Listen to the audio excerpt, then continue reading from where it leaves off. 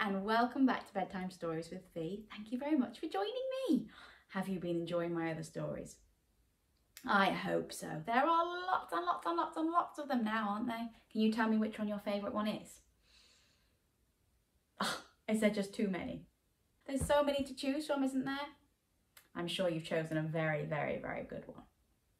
So today's book is called Do You Suppose? And the author of this book, so the person who's written this book, sent it to me so that I could read it to you. So it is very, very, very special. Shall we see what it's all about? This could end up being one of your next favourite books.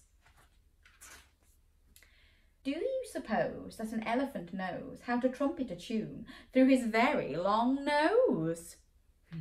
What do you think? Do you think an elephant can use its long trunk to trumpet a nice tune out? Shall we see if we can now? Let's do Twinkle, Twinkle, Little Star.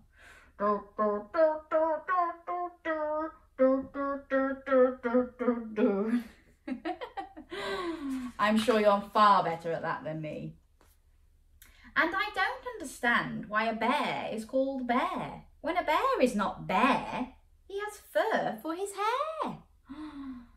That's very true, because bare can mean you've got nothing on. You've got a bare bottom. But this bear is covered in hair. Sometimes I wonder how butter can fly when it lives in a dish, not up in the sky. That's funny as well, isn't it? Because you can get butter that you spread on your toast or your sandwiches, can't you? But it doesn't fly, does it? It's a butterfly. That's a totally different thing, isn't it? But they sound the same. So you could say that butter can fly. Can you make a butterfly? If you cross your hands over like that, so you've got two wings and you go flutter, flutter, flutter, flutter, flutter, flutter, butter, butter, butter, flutter, flutter, flutter, butter, butter, butter. I find it confusing. A bird called a kite is not up on a string. He has wings for his flight. So again, there's two words for kite. There's a kite that you fly in the sky on a piece of string, flying around, flying in the sky. And there's also a bird called a kite. And that doesn't have a string attached to it. That would be funny, wouldn't it? You could just grab hold of the kite string and pull it back down. And while I am asking, do all dragons fly? How does a daddy with long legs end up in the sky? So we've got dragonflies, haven't we? They're little insects that fly around, but it sounds like dragons can fly. And you've got a daddy long legs. But that's not just a daddy with long legs, is it? No. Have you seen any daddy long legs recently? They flutter about everywhere, don't they? And they do have very long legs. Do kingfishers actually fish for a king? And I thought it was birds, not whales, that can sing.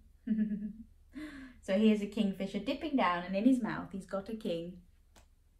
That's not why they're called kingfishers, is it? No, that's just their name. Now we've got lots of questions. Shall we see what the next ones are? Does a hummingbird hum?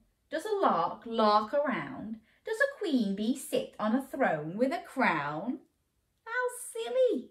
We do have the queen bee, but we don't see little bees buzzing around with a crown on their heads, do they? So shall we pretend to be a queen bee? So put your crown on, get your little buzzy wings and go bzzz. I am a queen bee. Bzzz. But they don't really go around with crowns on their head, do they? No. A clown is a fish, an umbrella a bird, ladybird is a bug. It is all quite absurd. That's true, isn't it? We call it a ladybird, but actually it's a bug, isn't it? It's not a bird. It doesn't have a beak like a bird, does it?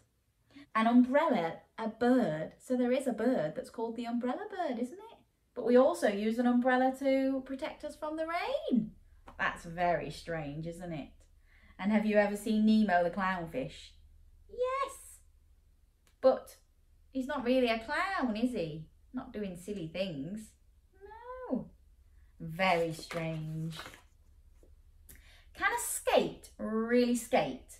Do fish go to school? Does a sandpiper pipe out a tune for us all? I actually think crocodiles could play snap, but if a cheetah joined in, there'd be no fun in that. Some very good questions again, isn't it? A crocodile can play snap because they've got their big jaws that go snap, snap, snap, snap, snap, snap, snap, snap, snap, snap. Can you do a big jaw? Snap, snap, snap, snap, snap, and then pretend you're playing snap, snap, snap, snap, snap. But if the cheetah joined in, would they start cheating?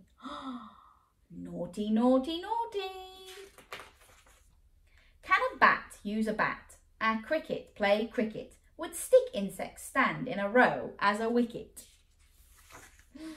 It is easy to see there is so much to learn. I have asked lots of questions and now it's your turn. Wow, there are lots of things that have two meanings to them, don't they? Our bare bottom and a grizzly bear. Dragonflies and dragons that can fly. Butterflies and butter flying. Silly, silly, silly. I wonder if you can think of any questions a bit like these. If you can think of some words that mean two things. We've got a hare and hair. But a hare doesn't have any hair like we have, does it? No. I wonder what else you can come up with. Thank you very much to the author for asking me to read their story for you. I hope you've enjoyed it. Give it a thumbs up if you have. And down in the description below, I will put a link where you'll be able to buy this book for yourself, because you might think of somebody else who might enjoy this book. I wonder if you've got some friends that you think would find it very interesting, or maybe some grown-ups that would find it interesting. Yes, it's a very, very clever book, isn't it? So don't forget to click the link below. Thank you very much for joining me, and guess what? I'll be back again soon with some more stories. See you soon. Bye.